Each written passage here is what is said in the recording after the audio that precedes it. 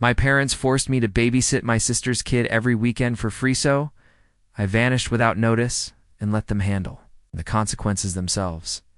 I'm a 27-year-old guy, and my parents have always treated me like the family help. Growing up, it was never about what I wanted or needed. It was always about what Lily, my older sister, deserved. She's married now, has a toddler, and somehow, in their eyes, her happiness outweighs everything else. I live just a few blocks away from them, which makes it easy for them to lean on me.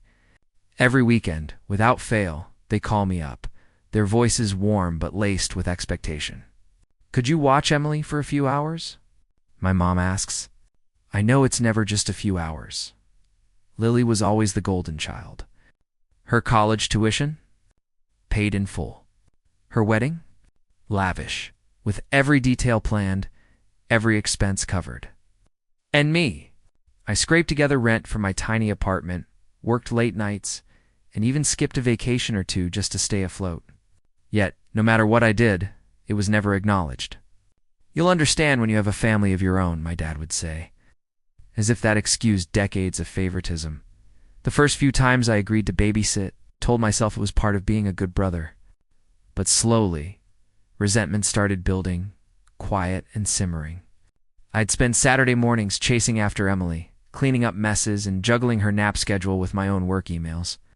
By dinner, I was exhausted, my hands sticky with juice, my head pounding, and my parents barely asking if I'd eaten. "Thanks for helping out," they'd say, but it was always said like it was nothing, like I owed it to them. Sometimes, while rocking Emily to sleep, I'd catch myself staring out the window, imagining weekends spent doing something for me sleeping in, meeting friends, or just sitting in silence. But guilt was heavy. Saying no wasn't an option, not when I'd been raised to please. Still, deep down, I wondered if it was fair that my life revolved around someone else's child, that my freedom was just collateral in a system designed to favor Lily. And that thought, quiet but persistent, made my chest tighten every single weekend. Like the moment right before a storm breaks, by the time I'd been babysitting for a few months, it wasn't just weekends, it felt like my life had been claimed. My parents always had some excuse for why Lily couldn't manage alone. "She's exhausted. You know how toddlers are," my mom would sigh. "It's just for a few hours," my dad would add, though it never stayed just a few. I learned to keep my calendar clear, to anticipate their calls. Because saying no wasn't a habit I was allowed to have. Early mornings became a blur of diaper changes, breakfast spills, and chasing Emily around the living room while she giggled and tossed cereal across the floor. The smell of her pancake breakfast stuck to my fingers all day. My apartment was always silent by comparison, and cold, and I'd stare at the walls, wondering why my own time, my own space always came second. My friends started noticing I was absent. "Another weekend with your parents?" one asked, half joking. I laughed it off, but inside, irritation and guilt tangled together like a knot I couldn't undo. And yet, every time I considered pushing back, my parents would soften. "We just need your help this once," my mom said, voice sweet, but there was an edge that didn't allow for refusal. "You're the only one we can rely on." Felt like manipulation, like guilt packaged as love. And I, of course, fell for it every single time. The more I gave, the less I felt like myself. My own ambitions, hobbies, even the small things I loved, had to wait for someone else's schedule. Even though I told myself it was temporary, that I was helping family, I couldn't shake the growing resentment. I tried to smile, tried to be cheerful for Emily, but inside, my patience was fraying by Saturday evening as I walked back to my apartment. Smelling the faint odor of spilled juice still clinging to my jacket, I started questioning everything. Was it really about helping Lily, or was it about control? About keeping me in a role I didn't choose? And for the first time, the thought crept in. Maybe my life didn't have to revolve around someone else's child. But acting on that thought, that was still impossible. Or so I told myself. By the time I'd been doing this for a year, resentment wasn't just a quiet whisper anymore. It had grown into a constant weight pressing on my chest. Every Friday evening, when my phone buzzed with my mom's "Hey, can you watch Emily tomorrow?" I felt a pang of irritation so sharp it made my stomach twist. It didn't matter what plans I had or how exhausted I was from the week. Their request wasn't a question, it was an expectation. I guess I'll do it, I muttered. More out of habit than choice, weekends became a monotonous cycle of feeding, cleaning, entertaining, and wiping up messes that seemed endless. I could recite Emily's routine in my sleep: pancakes at 8, nap at 11, snack at 2, tantrums at 4. The walls of Lily's house were bright and cheerful, but I felt trapped, like the colors mocked the monotony of my life. Sometimes when she napped, I'd slump onto the couch, earbuds in, trying to zone out the chaos, but even music couldn't drown the growing resentment toward my family. One Saturday, I tried to voice a tiny protest. "Mom, I have a deadline tomorrow. Can Lily handle it just this once?" I asked cautiously, testing the waters. My mom's eyes narrowed slightly, and her voice softened in that way that always made me feel guilty. "We're just asking for a little help, sweetheart. You're the only one who can manage her so well," she said, forcing a smile. And just like that, the protest dissolved. I couldn't help but feel small, like my life was secondary to their convenience, even Lily.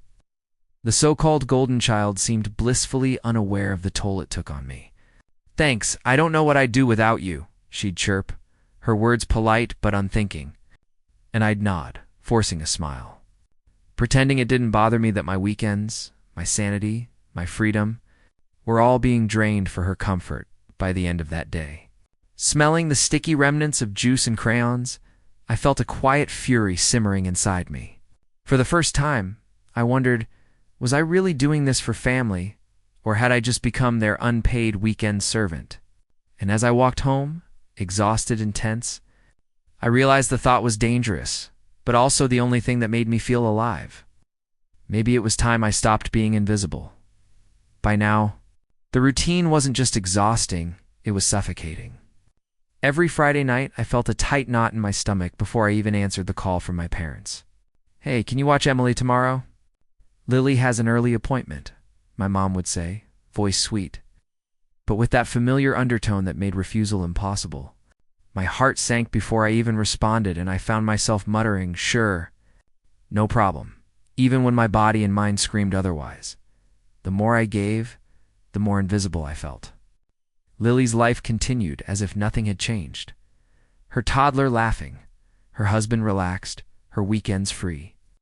Meanwhile, I existed in the cracks weekend after weekend of feeding, cleaning, entertaining, wiping up messes, and calming tantrums. The smell of spilled milk and baby wipes seemed permanently etched into my clothes. Even when I went home, exhausted, my own apartment felt empty and hollow, a quiet reminder of all the things I had been sacrificing. One afternoon, as Emily refused to nap and screamed louder than I could handle, I finally snapped in frustration. "Please just sit still for 5 minutes," I shouted, my voice cracking. Her little eyes widened, and I immediately felt a pang of guilt. But then my own feelings hit harder. Why was I always the one losing myself in this equation? I slumped onto the floor, surrounded by scattered toys and half-eaten snacks. And for the first time, I let the resentment out in a soft, bitter laugh. It wasn't just the physical exhaustion, it was the emotional toll. My parents' words replayed in my head. "You're so reliable. We don't know what we'd do without you." Reliable. Not appreciated, not respected, just expected. The thought that I had no control over my own weekends, my own life, began to gnaw at me, and in that quiet, sticky living room, with the faint scent of crayons and baby lotion hanging in the air, a dangerous thought crept in. What if I stopped showing up? What if I vanished for just one weekend, and let them face the chaos themselves? The idea made my chest pound. I didn't know if I could actually do it, but the thought lingered. Unshakable by the time I hit my second year of this weekend babysitting marathon, I was running on autopilot. Every Friday, my phone would buzz and my chest would tighten before I even looked at it. "Hey, can you help us out tomorrow?" "Lily has a last-minute meeting," my mom's voice would say, so casual it felt like a dagger. I'd respond the same way I always did, "Yeah?" Of course, Even though inside I felt like I was crumbling, the exhaustion wasn't just physical any. Marit had seeped into my mind, my emotions, everything. Saturdays were endless loops of crying, spilled juice, and the constant pressure of keeping a tiny human alive. I'd slump on the couch during nap time, earbuds in, trying to escape the chaos, but even music couldn't drown the frustration. My own apartment felt like a stranger's space, cold and quiet, but at least it was mine. Even then, I barely had the energy to enjoy it. One weekend, it all came to a head. Emily refused to nap, screamed for what felt like hours, and I found myself yelling back. I said, "It's nap time." My voice cracked, and I immediately regretted it. But in that moment of utter chaos, dangerous clarity hit me. I had been giving and giving for years, bending over backward for a family that didn't notice or care. The realization stung, sharp and bitter. And then the kicker. That night, I overheard my parents talking to Lily on the phone, laughing, making plans that conveniently ignored my existence. "Don't worry, we've got him to watch Emily all weekend," I heard my mom say. That was it. The final straw. Every sacrifice, every weekend, every ounce of patience, it had all been taken for granted. As I lay on the couch that night, smelling the faint remnants of spilled milk and crayons, my mind raced. The thought I had entertained quietly before now screamed in my head, what if I didn't show up next weekend? What if I vanished without notice just for one weekend and let them face the consequences themselves? The idea made my heart pound, equal parts fear and relief. I didn't know if I could do it, but the seed of rebellion had been planted, and it wouldn't stop growing. The following weekend, I finally decided to test the waters. I had spent days planning how I could reclaim just a sliver of my life without completely burning bridges so I told myself. Saturday morning came, and my phone rang like clockwork. "Hey, can you watch Emily today?" "Lily has a last-minute errand," my mom's voice said, sweet and innocent. For a fraction of a second, I hesitated, but then I did the unthinkable. I didn't answer. Hours passed. I tried to bury the anxiety by keeping busy at my apartment, cleaning, scrolling through social media, anything to distract myself.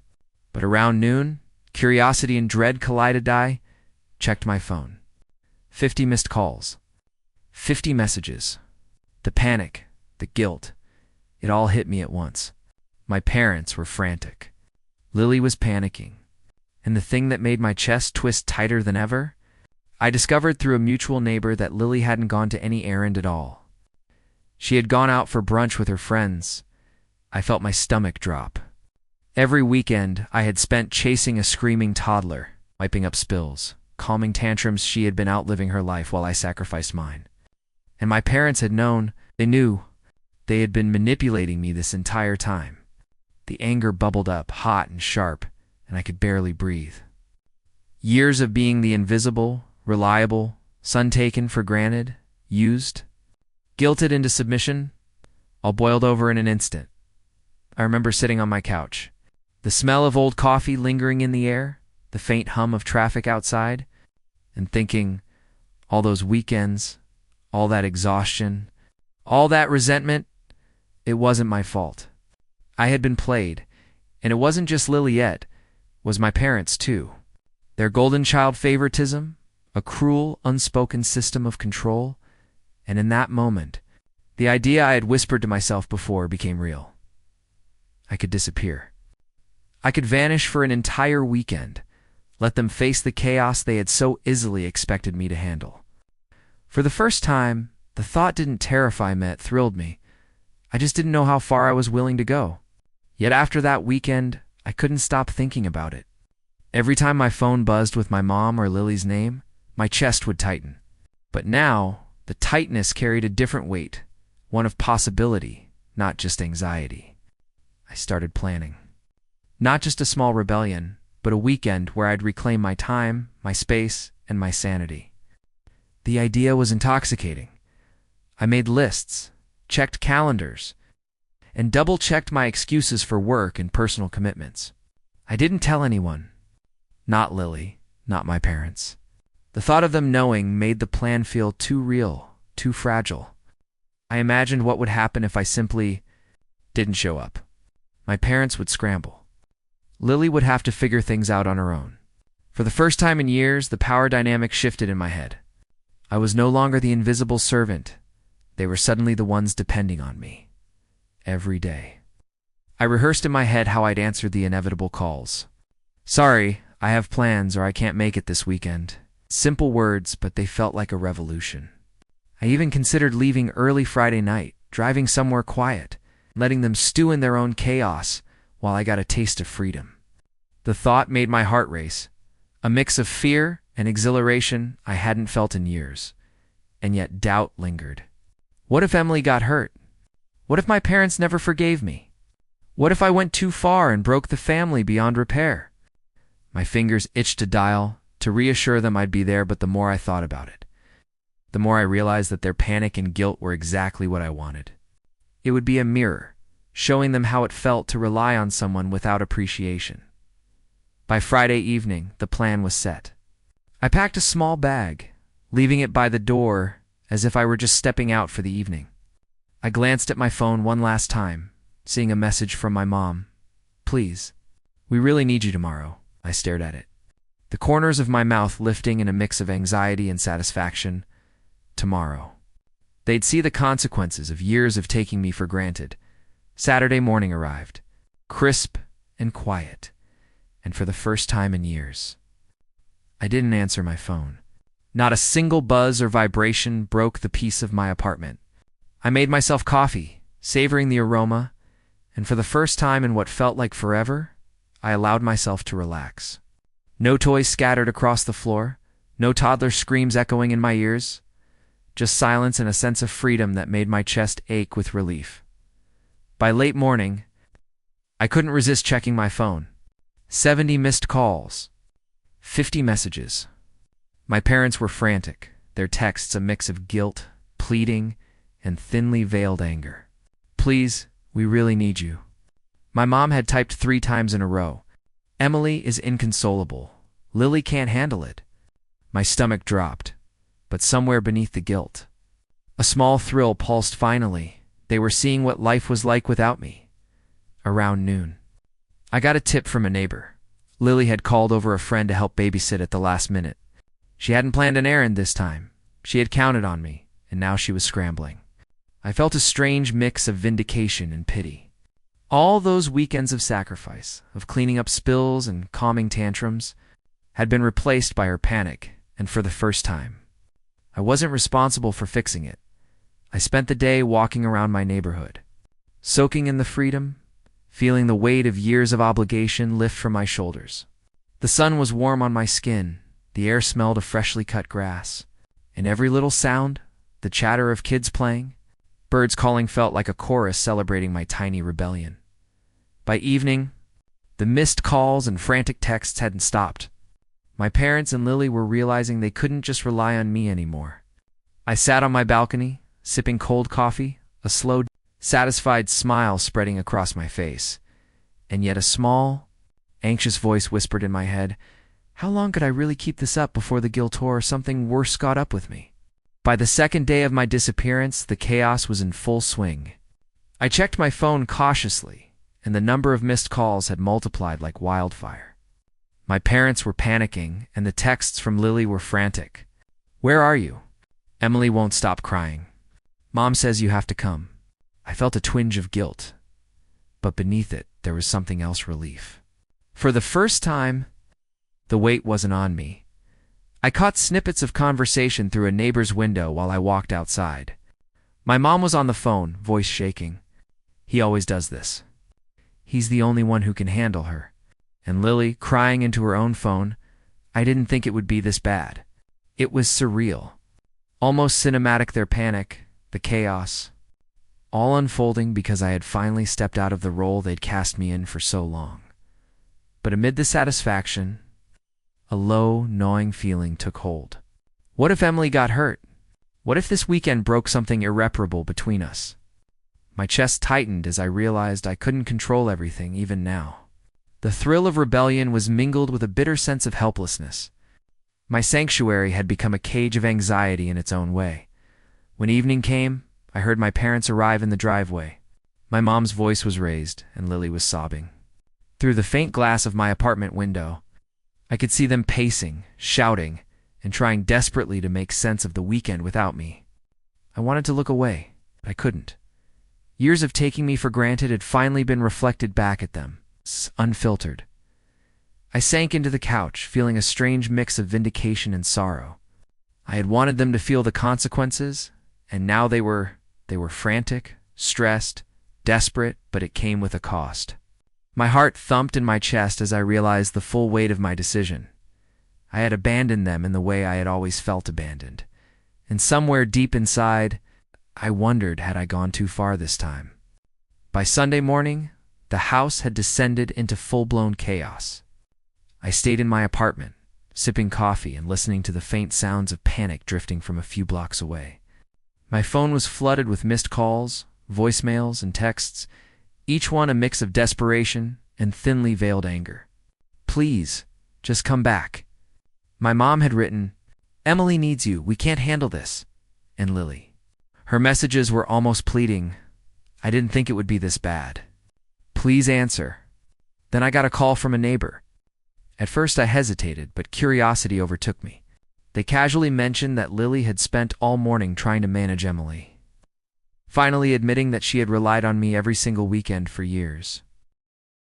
She hadn't told anyone, not my parents, not her friends, not even herself, that I had been the silent backbone holding everything together. The realization hit me like a punch to the chest. Every weekend I had sacrificed, every ounce of patience and sanity I'd given, had been quietly expected, assumed, and taken for granted. I felt a mix of vindication and anger. My parents' constant insistence that I was helping Lily was a lie. They weren't helping. They were using me. And Lily, sweet little golden child in their eyes, had knowingly leaned on me, confident that I would show up without complaint. For the first time, I understood the full scope of the manipulation. I sat on my couch, the smell of cold coffee and lingering baby wipes hanging faintly in the air, and let myself feel it, all anger, betrayal, relief, and a strange surge of empowerment. I had been invisible for years, but now I was seen, if only in the panic and chaos my absence had caused. And in that moment, a strange, thrilling thought settled in. Maybe I didn't have to return the way they expected. Maybe, for once, I could reclaim my life entirely and let them face the consequences of their own neglect. But could I really go that far? By Monday afternoon, I knew I couldn't just stay hidden forever. The relief of the weekend had faded, replaced by a mixture of pride, anxiety, and the need to finally confront the truth. I drove over, parking a few houses down to gather my thoughts. When I walked in, my parents and Lily were waiting, tension thick in the air. Their faces were a mixture of guilt, panic, and frustration.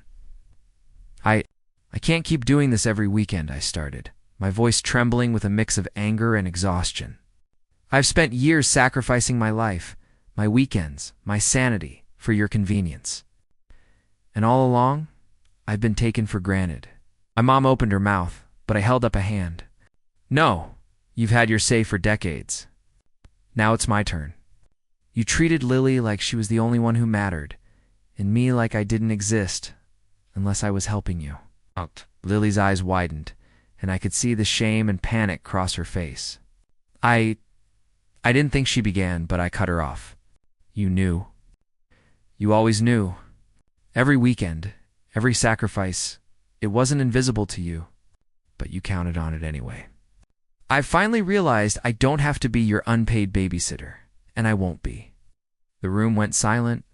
The air smelled faintly of baby lotion and the remnants of cereal from Saturday. But it felt heavy, loaded with the weight of everything unsaid.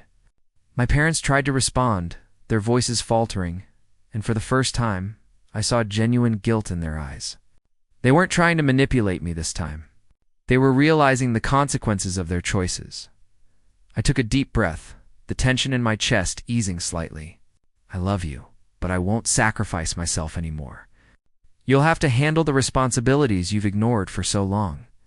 I'm done being the invisible one. And for the first time in years, I felt seen not for what I could do for others, but for who I was. I walked out that day with my head high. Knowing I had finally reclaimed my boundaries and my life, weeks later, life felt different. Lighter, freer, like I'd finally exhaled after holding my breath for years. I didn't have to run to Lily's house every weekend, didn't have to chase after spilled cereal or soothe endless tantrums. My apartment, once a quiet refuge I barely noticed, now felt like my own space again, warm, calm, mine. I could sleep in on Saturdays, make plans without guilt, even meet friends I hadn't seen in months. I knew my parents and Lily were still struggling without me. I heard snippets when we spoke, frantic babysitters, missed appointments, exhausted evenings. Part of me felt a small pang of guilt, but mostly I felt relief. They had been given a taste of what it was like to rely on someone without acknowledging them. And now, they were finally facing the consequences. For once, the roles were reversed. The strangest feeling was empowerment. For so long, I had let guilt dictate my life. Let them mold me into someone whose sole purpose was service to others. But now, I was in control. I was allowed to say no. I was allowed to prioritize myself, and it felt incredible. Even Emily, sweet as she was no longer a chain around my weekends. She was just Lily's child, and I could love her from a distance without losing myself.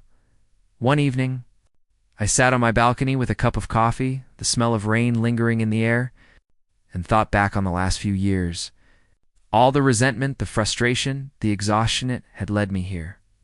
I had vanished without notice, faced the guilt, weathered the panic, and come out stronger. I hadn't ruined anyone's life they had managed somehow.